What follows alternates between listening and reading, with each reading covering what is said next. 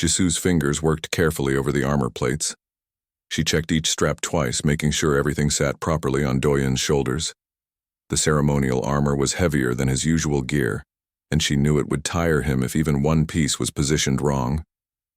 "Hold still," she said softly, reaching up to adjust the collar piece. Her hand smoothed the fabric underneath, checking for any wrinkles that might chafe his skin during the long ceremony ahead. This was their ritual. Every time Doyen had to wear his formal military gear, Jisoo helped him prepare. Doyen smiled down at her. "I can dress myself, you know." "I know," Jisoo replied, not looking up from her work. Her fingers traced the edge of a chest plate, making sure it locked correctly. "But you always miss the left shoulder clasp.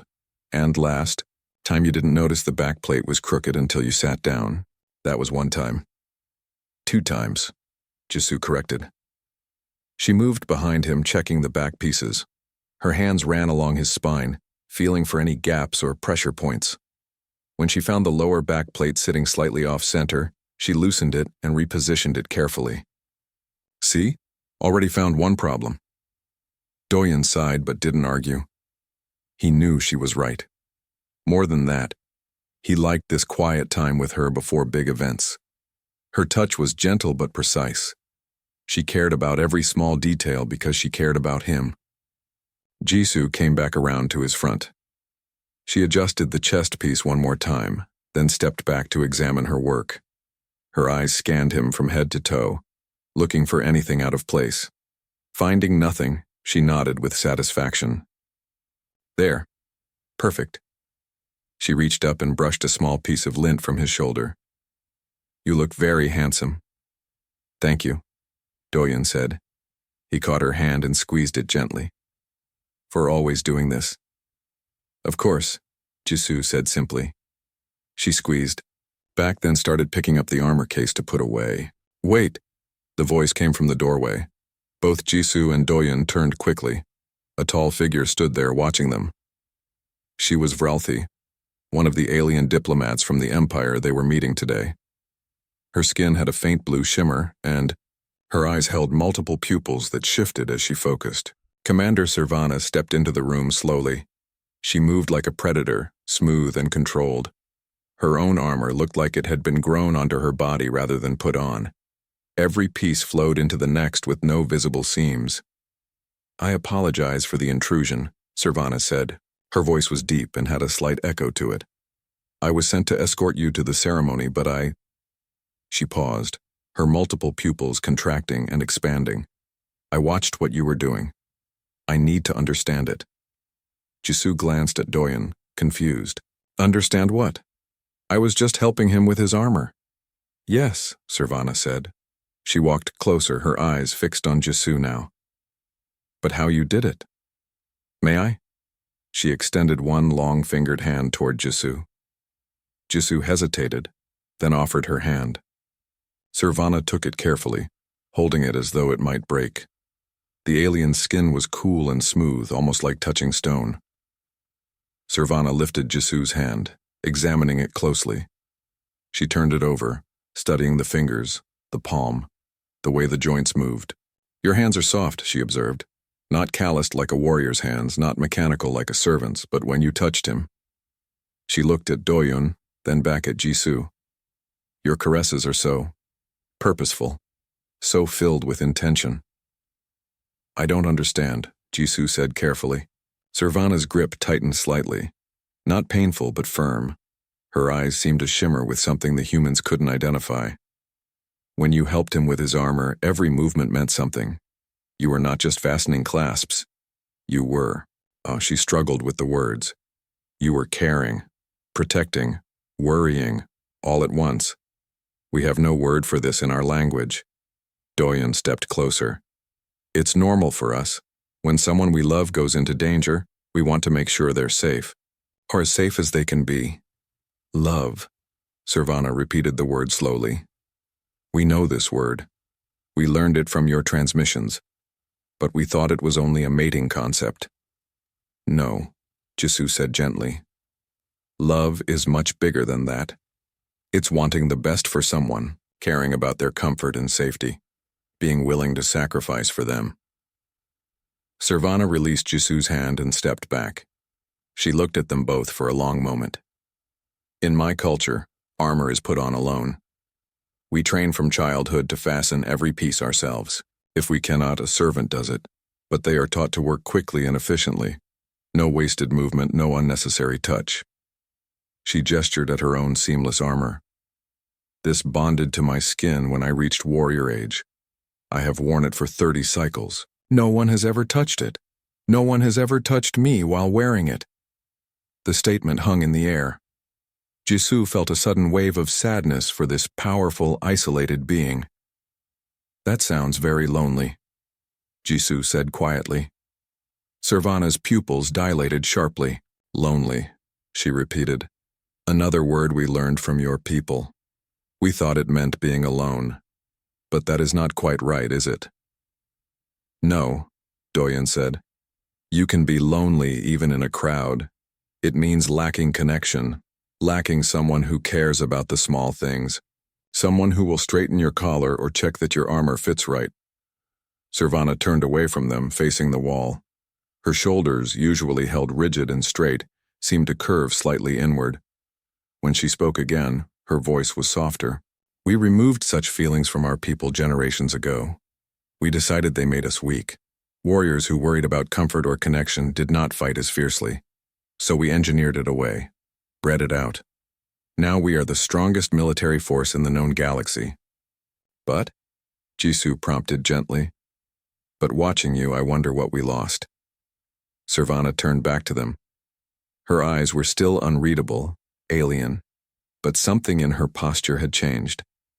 I have won 400 battles. I have commanded fleets that conquered star systems. I have never known fear or doubt or weakness. And yet, she looked at her own hands. I have never once been touched the way you touched him, with purpose, with care, with that thing you call love. She straightened then, pulling her commander's bearing back around herself like a cloak. We should go. The ceremony will begin soon, but I will think about what I witnessed here. I believe it may be important. As Sirvana led them down the corridor toward the meeting hall, Jisu reached over and took Doyen's hand. He squeezed it gently. Neither of them spoke, but both were thinking the same thing. They had just shown the Vralti something that might change everything, something so simple and basic that they had never even thought about it before. They had shown them what it meant to care. The Vralti flagship was enormous.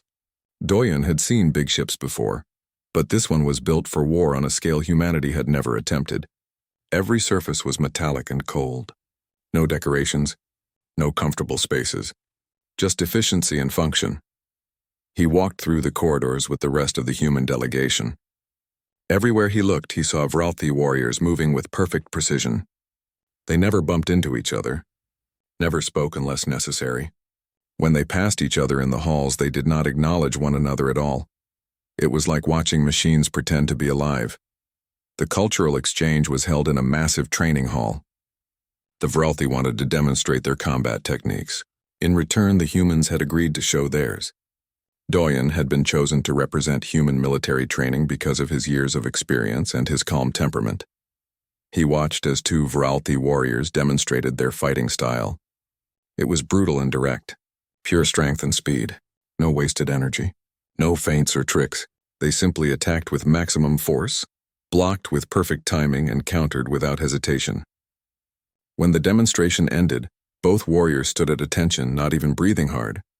The assembled Vralti and human observers applauded politely. Then it was Doyen's turn. He stepped onto the training mat and bowed respectfully to the audience, a human custom. The Vralti watched this with their unreadable expressions. A warrior named Kelthane stepped forward. He was taller than Doyen by at least a foot, with the powerful build of someone who had trained for combat since childhood. His armor seemed to ripple as he moved. I would like to test the human method, Kelthane announced. His voice carried across the hall without effort. A sparring match. No lethal techniques. First to 3 touches wins, Doyen nodded. Accepted. They faced each other on the mat. Kelthane moved first, incredibly fast. His strike came straight at Doyen's chest with enough force to knock the wind from him if it connected. But Doyen was not there. He had seen the slight tension in Kelthane's shoulder, the tiny shift of weight, and moved before the strike came. Kelthane adjusted instantly, following up with a combination of attacks. Each one was technically perfect. Each one was powerful enough to end the match. And each one missed by inches. Doyen watched Kelthane's eyes. He watched the small movements that happened before each attack, the way Kelthane's pupils contracted slightly before a high strike, the way his jaw tightened before a low one. Humans learn to read these signs from birth, from playing and fighting and living together. After dodging 7 attacks, Doyen finally moved in. He tapped Kelthane's ribs gently. First touch, Kelthane stepped back, his eyes narrowing. He attacked again, this time with more speed. But speed alone was not enough. Doyen read the pattern in Kelthane's breathing, in the rhythm of his attacks. He could sense the frustration building in the alien warrior, and frustration made people predictable. Second touch to Doyen, this time on the shoulder. Kelthane stopped completely. He stood still for a long moment, studying Doyen. "You are not faster than me. You are not stronger than me. How are you doing this?" "I am reading you," Doyen explained. "Your body tells me what you are going to do before you do it. Small things. The way you shift your weight. Where you look. How you breathe. That is impossible," Kelthane said. "We are trained to eliminate such tells. We are bred to be unpredictable." "Maybe for other Vralthi," Doyen said. "But I am not Vralthi. I am reading things you do not even know you are doing. Things that come from feeling, not thinking." Kelthane's eyes widened. "Feeling, emotion." "Yes." The alien warrior looked around at his people watching from the sides of the hall. Then he looked back at Doyen. "We removed emotions from our warrior caste 300 generations ago. They were considered a weakness, a distraction. You are telling me you use them to fight?" "I use them to understand my opponent," Doyen said. "When you got frustrated just now, your attacks became more aggressive but less varied. When you were calm at the start, you were more creative but also more cautious. These are patterns. I can learn them and predict them. But this means..." Kelthane seemed to be struggling with something. "This means everything we removed you kept. And it makes you effective. It makes us human," Doyen said simply. Kelthane requested they continue the match.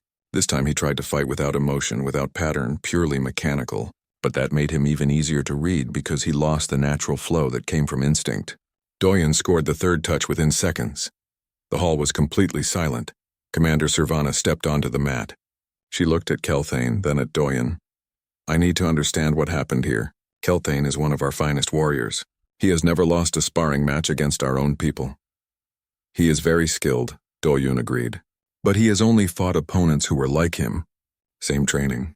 Same mindset, same emptiness." The word hung in the air like an accusation. Several Vralthi shifted uncomfortably. "Emptiness," Servana repeated. "You think we are empty?" "I think you removed parts of yourselves," Doyen said carefully. "Important parts. And yes, it made you incredibly efficient warriors. But it also made you predictable to someone like me. Someone who still has those parts." An older Vralthi stepped forward from the observation area. He wore different armor, marked with symbols of rank and authority. "I am High Commander Velthos. What you describe is concerning.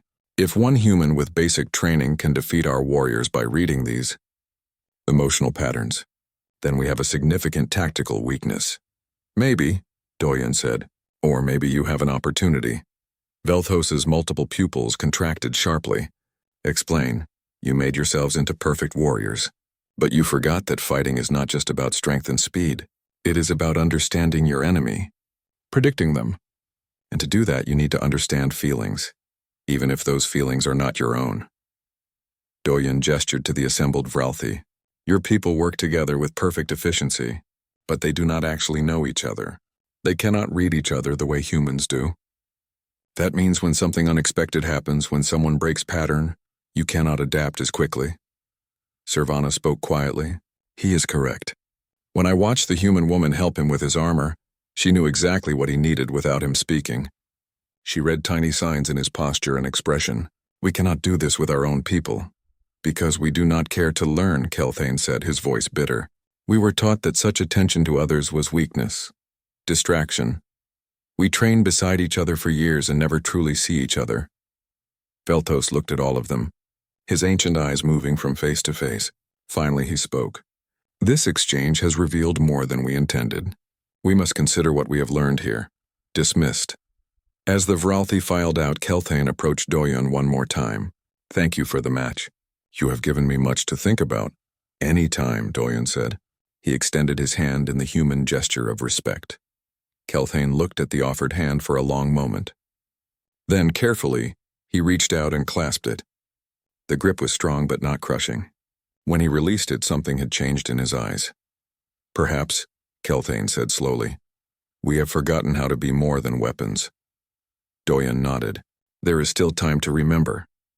But as he walked back to join his fellow humans, Doyon wondered if that was really true. The Vralthi had spent hundreds of generations building themselves into the perfect military force. Could they really change now? And more importantly, would they want to? He thought about Jasu's gentle hands checking his armor, about the love and care in every gesture, about how that made him stronger, not weaker. He hoped the Vralthi would figure it out before it was too late. Hijin had studied alien cultures for 15 years. She had worked with 7 different species, learned 4 alien languages, and written 2 books on comparative sociology, but nothing had prepared her for the Vault of Weakness. The name itself was disturbing. When the Vralthi archivist had invited her to visit it, she had expected a military museum or perhaps a collection of failed weapons. Instead, she found herself standing in a massive underground chamber filled with ordinary objects, or at least, they looked ordinary to her. The archivist, an elderly Vralthi named Thelron, walked slowly between the displays. His armor was different from the warriors she had met, older, less refined. It looked almost comfortable instead of efficient. This is the largest restricted collection in our empire, Thelron said. His voice was quiet, almost reverent. Only senior archivists are allowed access. I am the last one who still comes here regularly.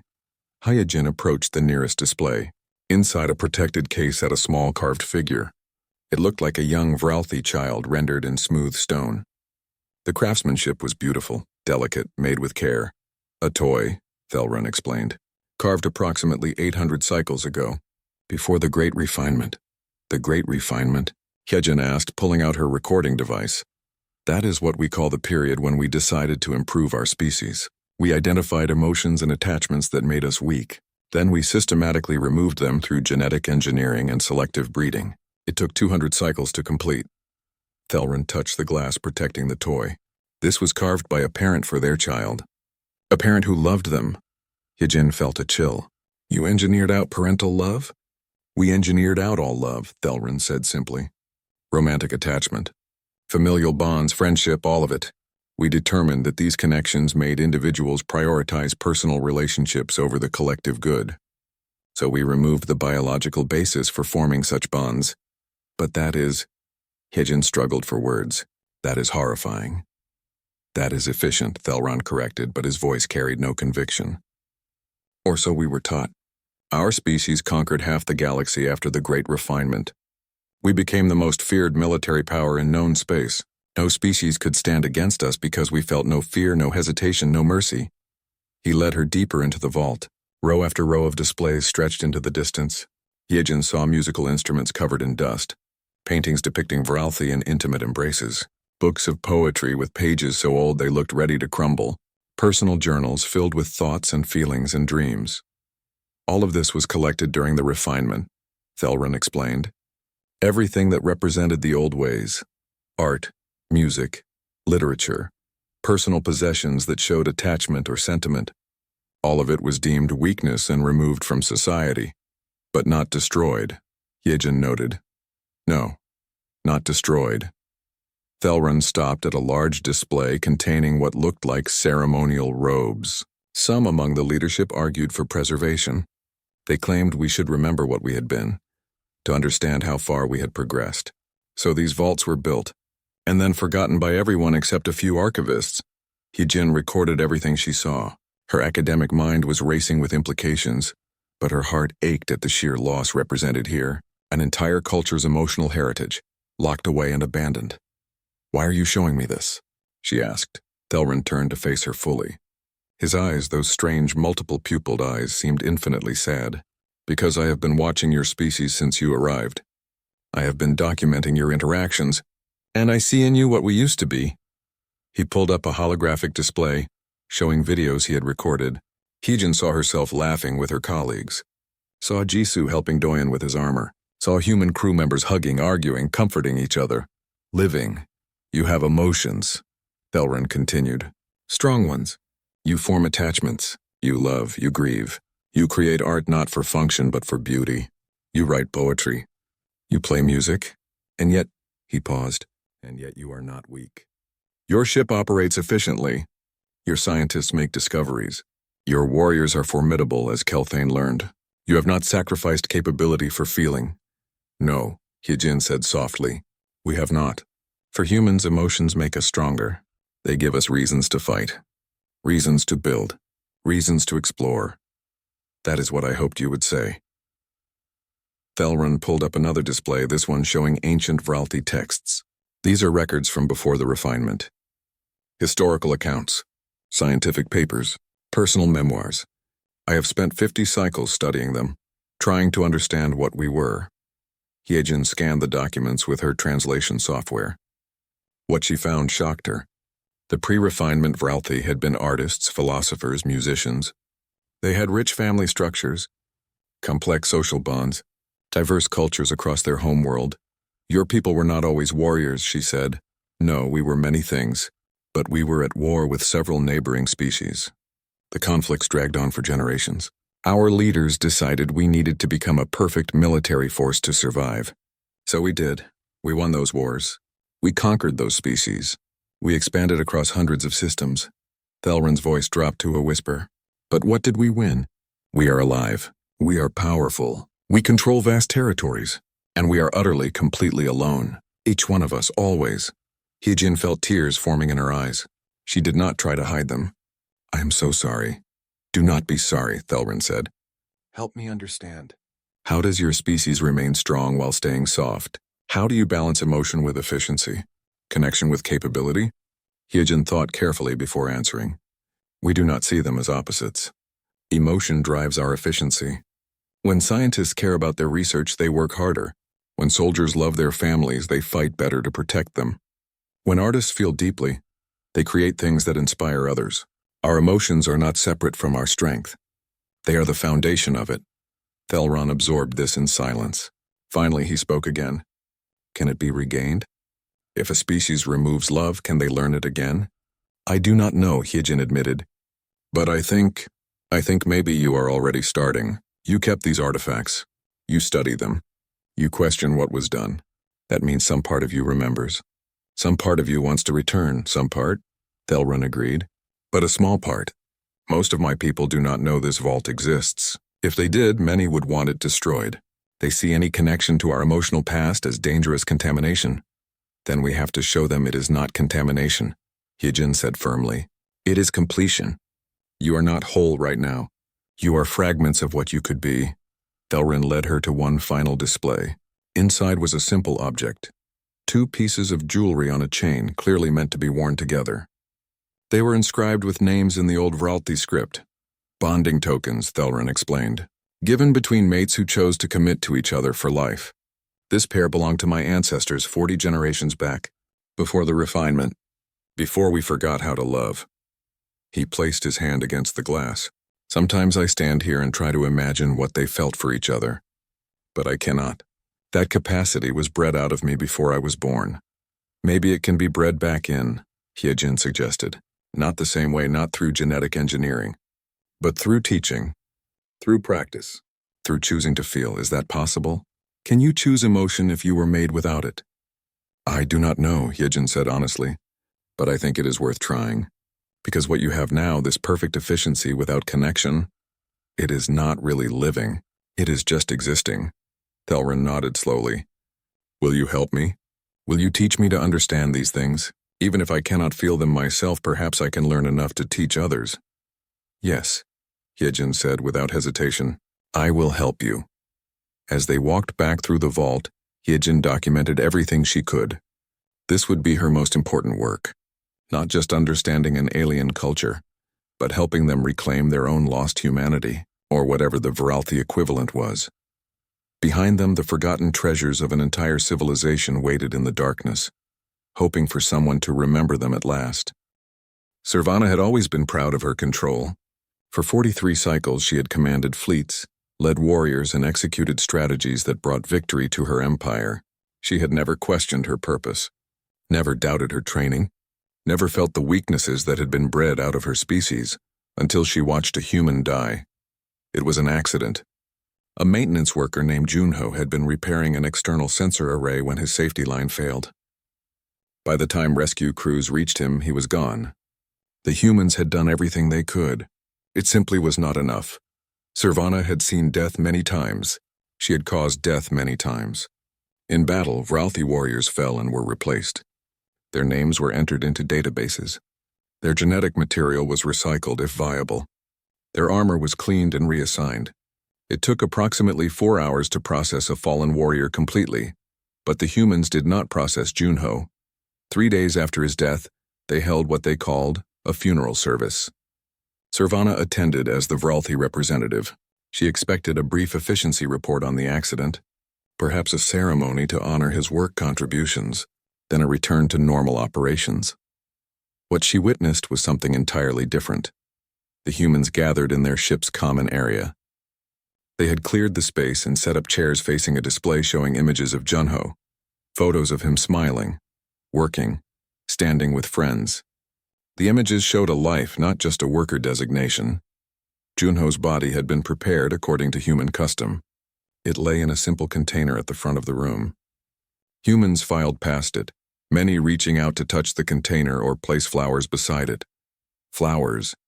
They had grown flowers specifically to place with a dead body. Then the talking began. One by one, humans stood and spoke about Junho. They told stories. They shared memories. A woman named Sohee talked about how Junho had taught her to play a human game called chess. A man named Dongyun described how Junho always volunteered to take the difficult repair jobs so others would not have to.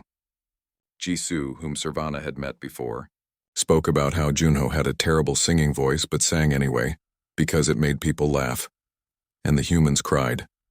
They stood in front of everyone and let water leak from their eyes. They did not hide it. They did not apologize for it. Some cried silently. Others made sounds of grief that seemed torn from somewhere deep inside them. They held each other, embraced, offered comfort through touch and presence. Sirvana watched all of this with growing confusion. Then the confusion became something else, something she had no name for, something that hurt. These humans were sad that Junho was gone, not because he was a useful worker they needed to replace, but because they had cared about him as an individual. They had known him, laughed with him, spent time with him not for efficiency but for enjoyment, and now that he was gone, they grieved. Sirvana realized she had never grieved. She had lost warriors under her command. Good warriors. Effective warriors. She had logged their deaths and moved on. Because that was what she was supposed to do. That was what the refinement had made her capable of doing. But was it right? After the funeral, Sirvana returned to her quarters in the Vralthi section of the diplomatic ship. She sat in the dark for a long time, thinking about what she had seen. Then she accessed the ship's historical database. She started searching for information about Vralthi death rituals. The results were sparse. Current protocol, notify command. Remove body. Process remains. Update databases. Time required 3 hours 47 minutes on average, but there had to be more. There had to have been something like what the humans did. So she went back, further and further into the historical records, past the refinement, past the wars that justified it, back to when her people were something different. What she found broke something inside her. The pre-refinement Vralthi had elaborate mourning rituals. When someone died, their family and friends gathered for 7 full cycles. They spoke about the deceased. Shared meals in their honor. Planted trees as living memorials, created art depicting their lives. The records showed images of Vralthi embracing each other in grief, supporting each other through loss. Her people had known how to mourn once. They had known how to grieve, and they had deliberately removed that capacity because it was deemed inefficient. Sirvana kept digging. She found records of the refinement debates. Scientists had argued about how much emotion to remove. Some had wanted to keep certain feelings. Others had pushed for complete elimination. The complete elimination faction had won by a narrow vote. One scientist had written, If we remove grief, we must also remove love. They are linked. If we remove fear, we must also remove caution. If we remove attachment, we must also remove loyalty. We cannot select which emotions to keep. Either we remain complete beings, or we become something else entirely. They had chosen to become something else. Sirvana pulled up more files. She found ancient poetry written by Vralthi about loss and remembrance, music composed for funeral ceremonies, artwork depicting the journey of the dead, an entire culture's way of processing death and honoring the departed, all of it erased, labeled weakness. Locked away or destroyed, she looked at her own hands. These hands had killed efficiently, commanded precisely, never trembled, never hesitated. She had been proud of that. She had thought it made her strong. But the humans cried for their dead and they were still strong. They grieved and they were still capable. They felt loss and they continued forward. Maybe strength was not the absence of emotion. Maybe strength was feeling everything and choosing to go on anyway. The thought was dangerous. She knew it was dangerous, but she could not stop thinking it. Over the next several days, Sirvana watched the humans more carefully. She saw them comfort Junho's closest friends, saw them take extra shifts so those friends could rest, saw them create a memorial in the ship's garden, a place where people could go to remember him. And she saw that they were not weaker for it. If anything, they worked together better. They checked on each other more. They were kinder. The loss had brought them closer instead of leaving them hollow. Sirvana began accessing more restricted files. She looked at genetic modification records. The refinement had not been a single change. It had been thousands of small alterations over multiple generations. And the records showed something interesting. The changes could potentially be reversed. Not quickly, not easily. But it was possible. She started compiling a report, a long, detailed report about what the refinement had cost them, about what they had lost, about what they could potentially regain. She included comparisons with human capabilities, tactical analyses showing how emotional intelligence gave humans advantages, historical records proving the Vralthi had once been complete beings. When it was finished, she transmitted it to the High Council. Then she waited. The response came 3 hours later. She was summoned to the council chambers immediately. When she arrived, she found all 7 council members present. Their expressions were unreadable, but their posture was aggressive. High Counselor Vrennik spoke first. Commander Sirvana, you have submitted a report questioning the refinement. You have suggested that the very foundation of our modern society is flawed. You have advocated for reintroducing emotional weakness into our species. I have advocated for completion, Sirvana said steadily. We are not strong. We are hollow. The humans prove this every day. The humans are weak, another counselor snapped. They cry. They become attached. They waste time on sentiment. The humans defeated Kelthane in single combat, Sirvana countered. They operate their ship with remarkable efficiency, despite spending time on relationships and recreation. They create art and music and poetry that moves even us, though we were bred not to feel. They are not weak. We simply do not understand their strength because we removed our capacity to recognize it. You have been contaminated, Vrennik said coldly. Exposure to human sentiment has corrupted your thinking. This is precisely why the refinement was necessary. Then tell me, Sirvana said, her voice rising. When did you last create something beautiful? When did you last care whether your warriors lived or died beyond their tactical value? When did you last feel proud of an accomplishment, not because it advanced our empire, but because it simply mattered to you? Silence. We removed those things because they were distractions, Vrennik finally said. And in their place, we became the greatest power in the galaxy. We became the loneliest, Sirvana said quietly. Enough. Vrennik made a gesture. 2 guards moved forward. Commander Sirvana, you are hereby relieved of duty. You will be confined to quarters pending psychological evaluation. The charges are ideological contamination and spreading human sentiment. If the evaluation confirms corruption, you will be reconditioned. Reconditioned. Sirvana knew what that meant. They would alter her mind. Remove the questions. Make her compliant again. As the guards led her away, she looked back at the council. You can recondition me. You can silence me, but you cannot stop what is starting. Other Vralthi are questioning too.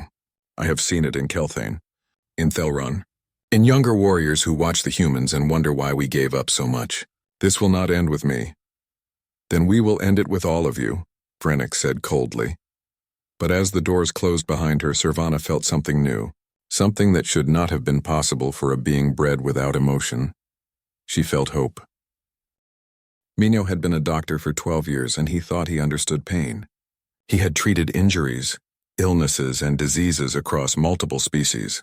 He knew how to read vital signs, diagnose problems, and prescribe solutions. But he had never treated someone who did not understand the concept of being cared for. The young Vralti warrior's name was Kavren. He had been injured during a training exercise when a sparring partner accidentally struck with too much force. The injury was not serious by Vralti standards, just a fractured rib and some internal bruising. He had been sent to the medical bay for repair. Repair, that was the word they used. Not healing, not recovery. Repair, like he was a broken machine. Minho had Kavren sit on the examination table while he scanned the injury. The fracture was clean and would heal quickly with the proper treatment. He prepared a regeneration injector and explained what he was going to do. This will stimulate your body's natural healing process. The injection site will feel warm for a few minutes, then the pain should decrease significantly. The rib should be fully healed in about 3 days instead of the usual 7. Minho spoke calmly and clearly, the way he did with all his patients.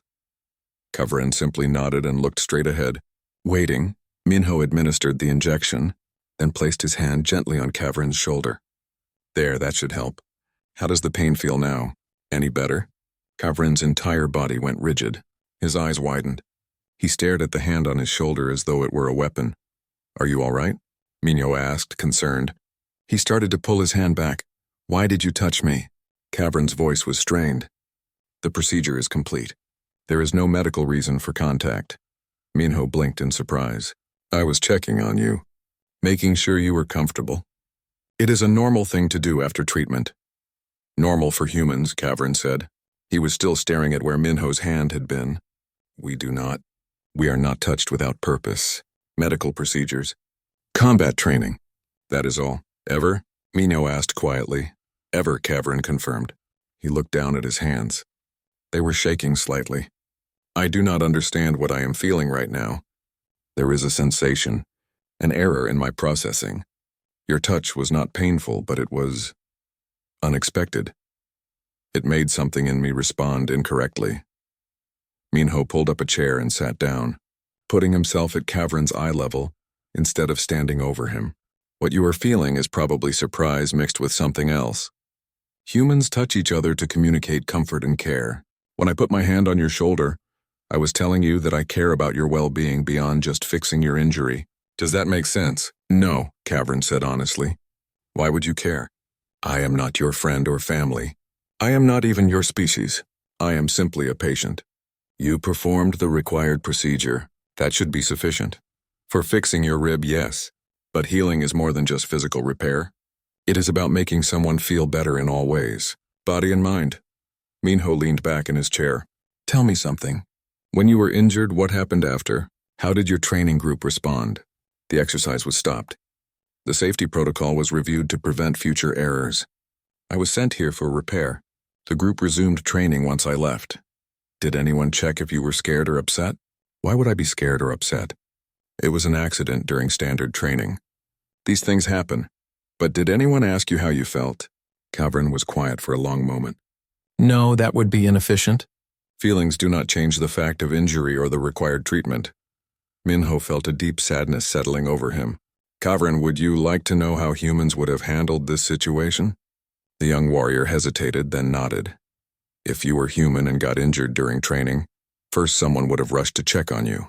Not just to assess the injury, but to see if you were okay emotionally.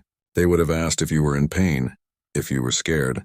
They would have helped you to medical care while talking to you, reassuring you.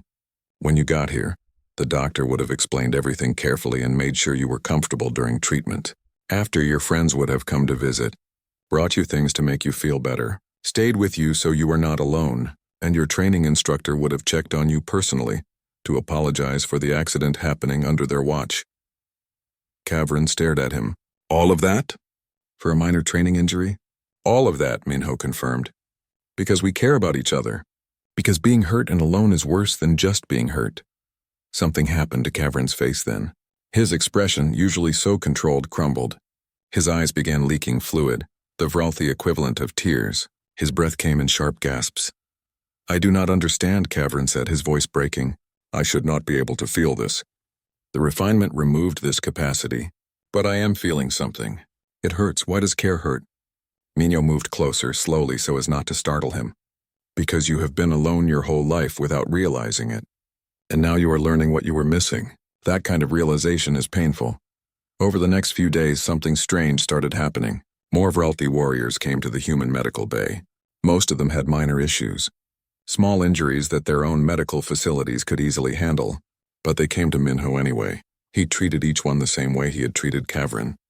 With care, with gentle touches, with questions about how they felt, with reassurance and comfort, and they kept coming back. Minho started to understand. These warriors were not coming for medical treatment. They were coming for something they had never experienced. They were coming to be cared for. To be touched with kindness. To have someone ask how they felt and actually listen to the answer. Word spread. More Vralthi came. The human medical bay became busier than the Vralthi facilities. Warriors would wait hours for an appointment with Minho, when they could have been seen immediately by their own doctors. This did not go unnoticed. High Commander Velthos came to the medical bay personally. He watched silently as Minho treated a Vralthi with a twisted ankle, watched as Minho explained the injury, applied treatment, and then asked the warrior if they needed anything else. If they were comfortable. If anyone was waiting for them. After the warrior left, Velthos spoke. "You are creating a problem, Doctor." "I am treating patients," Minho replied calmly. "You are making them weak, dependent on comfort and reassurance. These are warriors. They do not need their hands held." "Maybe not," Minho said, "but they want it, and that tells me something important. Your refinement did not remove the need for care. It just removed the ability to recognize and express it, but the need is still there. It has always been there. That is dangerous thinking, is it? Or is it dangerous that you have warriors who have never known comfort or care, who function efficiently but are hollow inside? What happens when they finally realize what they have been missing?" Velthos was quiet for a moment. "You will cease treating Vralthi patients effective immediately. You will refer them to our own medical facilities. If they resist, they will be disciplined." "No," Minho said simply. "No." Velthos's eyes narrowed dangerously. "No, I became a doctor to help people. All people. Any person who comes to me seeking care will receive it. I will not turn away someone in need because you are afraid of them becoming whole. You are human. You are a guest on this ship. You will follow our protocols. This is a joint diplomatic mission," Minho reminded him. "Human and Vralthi. Equal partnership. You do not have authority to order me to refuse medical care, and even if you did, I would refuse anyway. Some things are more important than politics." Velthos stepped closer, his posture threatening. "You are teaching our warriors to be weak." "I am teaching them to be complete," Minho countered. "There is a difference. A warrior who knows they are cared for fights harder because they have something worth protecting. A warrior who has never known care has no reason to fight except orders. Which one is actually stronger?" Before Velthos could respond, Cavern entered the medical bay. He stopped when he saw the High Commander, his posture snapping to attention. "Warrior Cavern," Velthos said coldly. "Why are you here?" "Your injury was treated days ago." Cavern hesitated. Then he spoke quietly. "I came to volunteer. Dr. Minho needs help managing the increased patient load. I have medical training. I thought I could assist. You thought wrong. Return to your duties immediately." "With respect, High Commander, I am off duty. My time is my own." Velthos turned his attention fully to Cavern. "You are spending your personal time helping a human doctor treat our warriors as though they are children in need of coddling?" "I am spending my time learning what it means to care for others," Cavern said. His voice was steady despite the fear Minho could see in his eyes. "Dr. Minho has taught me something important. We are not broken, but we are incomplete, and I want to learn how to be whole." The confrontation hung in the air. Finally, Velthos spoke. "You are all becoming contaminated. This ends now. The human delegation will be informed that their medical services are no longer required for Vralthi personnel. Any warrior who attempts to visit this facility will be disciplined. Doctor, you have created a contagion, and we will contain it. After he left, Kavran looked at Minho with worry. I am sorry. I may have made things worse.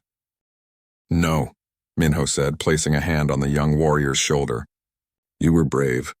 You spoke your truth. That is never wrong. But as he said it, Minho wondered what would Jisoo knew something was wrong when she received the coded message. It came through an unofficial channel, encrypted with a simple pattern that only humans would recognize.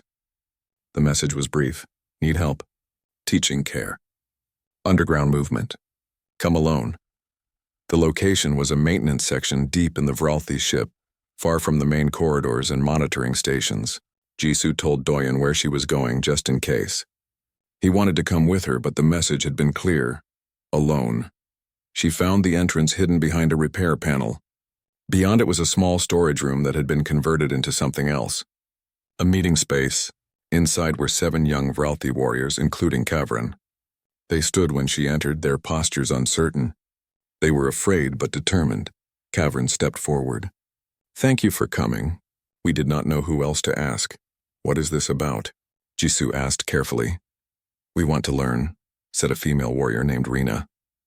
After Commander Servana was arrested, we started talking, quietly, carefully. Many of us have been watching the humans, visiting Dr. Minho, reading the old archives that Thelrin showed us, and we realized something. We are not complete. We want to be. Another warrior, Taven, spoke up, but we do not know how. We were bred without the capacity for certain emotions. We have no models, no teachers. Our own people refuse to help. So we are asking you. Asking me what? Jisoo said, though she was beginning to understand. Teach us how to care, Rena said simply. We saw what you did with Doyen, the way you helped him with his armor. The attention you paid to every detail. The care in your touch. We want to understand it. We want to learn to do it for each other. Jisoo looked at their faces. These were warriors bred for efficiency and combat. But in their eyes she saw something fragile and new. Hope. Longing. The beginning of something their species had tried to erase. This is dangerous, she said softly. Your leadership has made it clear that human influence is not welcome. We know, Kavran said. But it is more dangerous to continue as we are. We are hollow. Functional but empty. Commander Servana saw it. She tried to speak truth and was imprisoned for it. We cannot let her sacrifice be for nothing. Jisoo thought for a long moment. Then she nodded. All right, I will help you. But you need to understand. Caring for someone is not just a technique. It is not something you can learn in a few lessons. It requires vulnerability, opening yourself to others, being willing to be hurt. We understand, Rena said, though Jisoo was not sure they really did. Let us start simple, Jisoo said. She gestured to Kavran and Taven. You two train together, yes? They nodded. Tomorrow, when you help each other prepare for training, I want you to pay attention, not just to whether the armor is secure, but to each other. Notice if your partner seems tired, if their posture shows pain, if they are distracted or worried, and then ask them about it. Check if they are all right. The 2 warriors looked at each other uncertainly. That is all? Taven asked. Just notice and ask. That is where it starts, Jisoo confirmed. Caring begins with paying attention, really seeing the person in front of you, not just their function. Over the next several weeks, Jisoo met with the group regularly. She taught them small things. How to read body language and facial expressions, how to offer comfort through touch, how to listen without immediately trying to solve problems, how to simply be present with someone who was struggling. It was slow, difficult. The Vralthi had been bred without these instincts, so every lesson had to be learned consciously. But they practiced. They helped each other prepare for duty with new attention and care.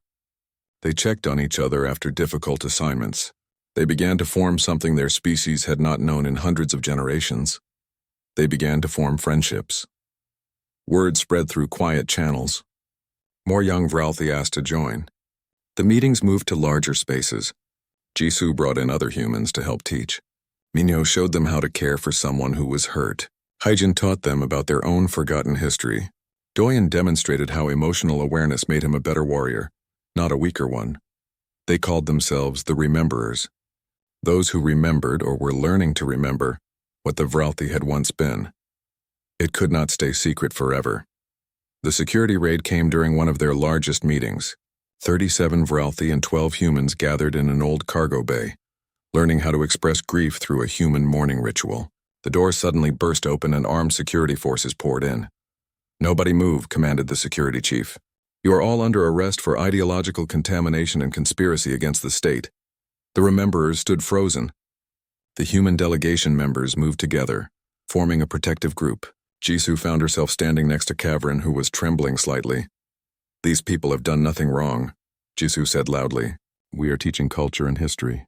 That is not a crime. It is when it undermines the foundations of our society," the security chief replied. He pointed at the Vralthi. "You have been corrupted by human sentiment. You will be reconditioned and returned to proper function." "No." Everyone turned. Kelthane had stepped forward from the group of rememberers. The warrior who had once sparred with Doyen, who had been one of the first to question the old ways. "We will not be reconditioned," Kelthane said firmly. "We have committed no crime. We seek only to understand ourselves, to reclaim what was stolen from our ancestors." "You seek to make yourselves weak," the security chief countered. "We seek to make ourselves whole." Kelthane looked at his fellow Vralthi, then at the humans. "I have trained with human warriors. I have lost to them not because I lack skill, but because I lack understanding. They read emotions I cannot feel. They fight for reasons deeper than orders. They are not weak. They are complete in ways we have forgotten how to be." "Enough," the security chief snapped. He signaled his forces to move forward. That was when Doyen stepped between the security forces and the rememberers. Other human delegation members joined him, forming a barrier. "You will have to go through us to get to them," Doyen said calmly. "You are interfering with Vralthi internal security matters. This is a joint diplomatic mission," Doyen reminded him. "These are our students and friends. We will not allow you to harm them for the crime of learning." The standoff held. The security forces were armed. The humans were not. But the humans stood firm, and the rememberers stood behind them, drawing courage from their example. Then something unexpected happened. Other Vralthi began arriving. Not rememberers, regular warriors who had been going about their duties. But they had heard what was happening. Some of them had visited Minho's medical bay. Some had spoken with Thelron about the archives. Some had simply watched the humans and wondered. They came and stood with the rememberers. Not all of them, but enough, dozens, then hundreds, filling the corridor outside the cargo bay. One of them was a senior officer named Korvax. She pushed through the crowd and faced the security chief. "Stand down. These warriors have broken no law. Seeking knowledge is not a crime. Questioning our path is not treason, and I will not allow you to punish them for wanting to be more than hollow shells." The security chief looked at the crowd, looked at the humans, looked at his own forces, some of whom were showing uncertainty. "This is not over," he said finally. "The High Council will hear of this. There will be consequences. Let there be consequences," Korvax said. "We are ready to face them." After the security forces withdrew, the tension slowly released. The rememberers and their supporters remained in the cargo bay, talking quietly, sharing relief, beginning to understand that they were not alone. Jisoo found herself standing with Kavrin and Rena. The two young warriors were holding hands, a gesture they had learned from the humans. A gesture of support and connection. "What happens now?" Rena asked quietly. "Now," Jisoo said, "we wait to see if your people are ready to change. You have started something that cannot be easily stopped. The question is whether your leadership will try to crush it, or whether they will finally listen." Kavrin looked at the crowd of Vralthi who had stood with them. "I think many are ready to listen, but many are also afraid. Change is frightening, especially for a species that has been stable for so long." "Change is always frightening," Jisoo agreed, "but staying hollow is worse. You know that now. You cannot unknow it." Outside the cargo bay, in the corridors and quarters of the vast ship, a quiet rebellion was growing. Not a rebellion of violence or aggression, a rebellion of softness, of care, of warriors learning to be more than weapons. The refinement had taken hundreds of years to complete. Undoing it would not happen overnight, but it had begun. And once begun, it would be very hard to stop. The Vralthi were remembering how to be whole, and the galaxy would never be the same. The Galactic Council chamber was ancient, built thousands of years ago when the first spacefaring species came together to form peaceful relations.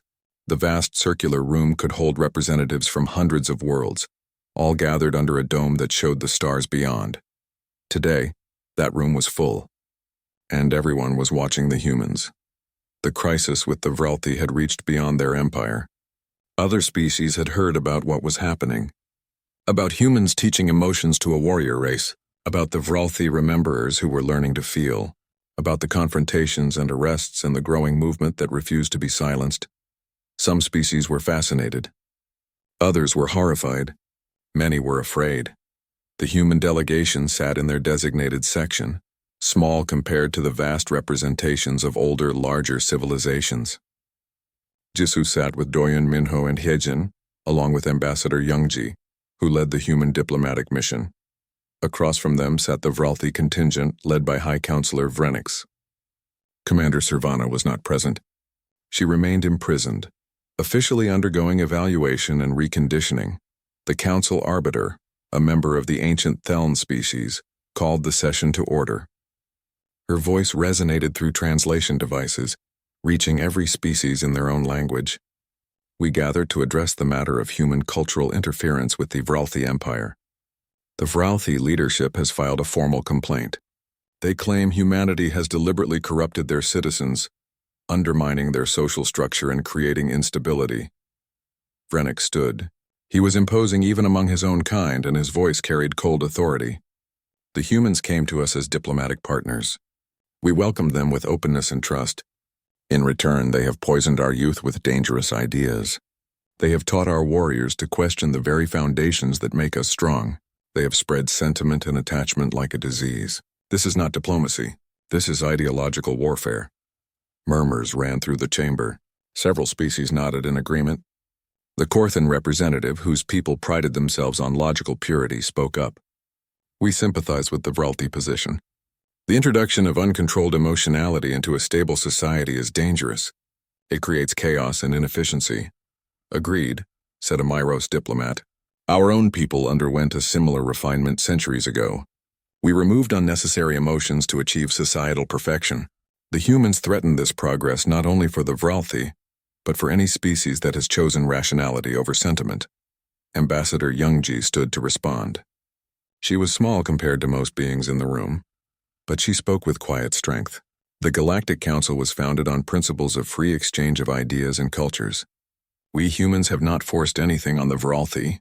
We have simply lived as we are. We have treated their people with the same care and respect we show our own. If that is seen as corruption, then I would ask you all to consider what that says about your societies. You taught our warriors to be weak, Vrenix accused. We taught them to be complete, Youngji corrected. There is a difference, a profound one. The Arbiter raised a hand for silence. The Council recognizes Hyejin of the human delegation. She has requested to present evidence. Hyejin stood and approached the central display platform. She uploaded files from her research in the Vault of Weakness. Holographic images appeared throughout the chamber showing the pre-refinement Vralthi culture. Art, music, families, love. This is what the Vralthi were, Hyejin said, before they decided to refine themselves into perfect warriors. They were artists, philosophers. They had rich emotional lives and strong familial bonds. They created beauty. And then, over 200 years, they systematically removed these aspects of themselves. They believed it made them stronger. She switched to more recent images, statistics, military victories, territorial expansion, and in military terms it did. The Vralthi became the most feared fighting force in the galaxy. They won every war, conquered vast territories, but look at these numbers. New statistics appeared. Psychological data, wellness indicators. The Vralthi have the highest rates of dysfunction among any known species. Their warriors operate efficiently, but show signs of deep emptiness. Before contact with humans, they had no concept of satisfaction, joy, or purpose beyond orders. They existed. They did not live. We survived, Vrenix said coldly. We grew strong. We protected ourselves and expanded our influence. What more is there? Everything, Hyejin said simply. Everything that makes life worth living. Doyen stood next. I am a soldier. I have been trained in combat for 15 years. When I sparred with your warrior Kelthane, I won. Not because I am stronger or faster. I won because I understand emotions.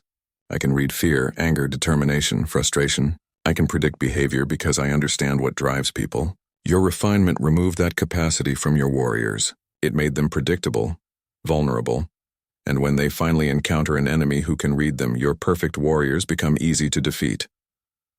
Lies, another Vralthi counselor snapped. Our warriors are undefeated. Because you have only fought each other or species similar to you, Doyen replied. You have never faced an enemy who fights with emotional intelligence. Until now. And your own warriors are learning it from us. Not because we are corrupting them, because they recognize its value. Minho spoke next. I am a doctor. I treat illness and injury, but I also treat the person. When Vralthi warriors came to me, they were not seeking better medical technology. You have excellent medicine. They came seeking something they had never experienced. Care, compassion, someone who saw them as individuals worth worrying about.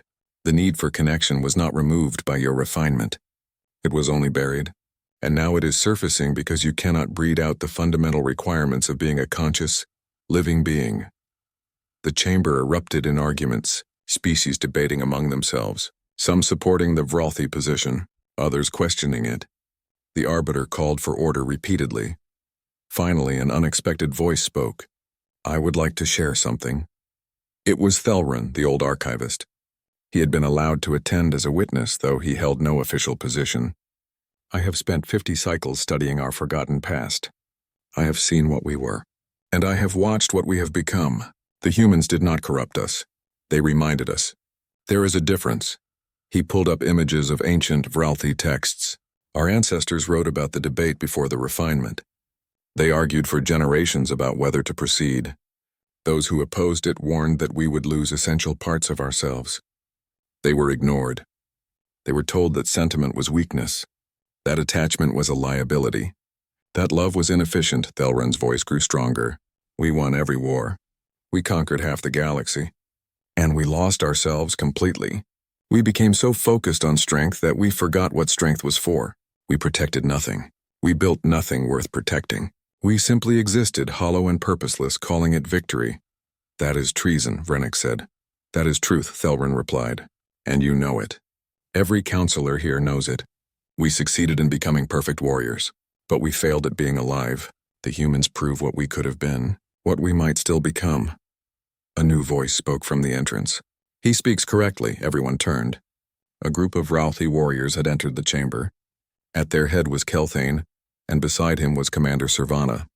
She was thinner, and her eyes showed evidence of the reconditioning she had endured, but she stood straight and strong. Commander Servana was ordered confined, Vrennick said, his voice dangerous. I released her, Korvac said, entering behind them, the senior officer who had stopped the security raid. She was imprisoned for speaking truth. That is not justice. That is fear. Servana approached the center of the chamber. She looked directly at Vrennick. You tried to recondition me, to remove the questions, to make me compliant again. It did not work. Because once you understand what you have lost, you cannot forget it. You tried to make me hollow again, but I am already too full of questions, full of wonder, she paused, full of feelings that should not be possible for me. But they are, because the refinement was never complete, it only suppressed. And suppression is not elimination. She turned to address the entire council. I have commanded fleets. I have won battles against impossible odds. I have done everything my empire asked of me, and I was empty. Every victory felt like nothing. Every success was just another task completed.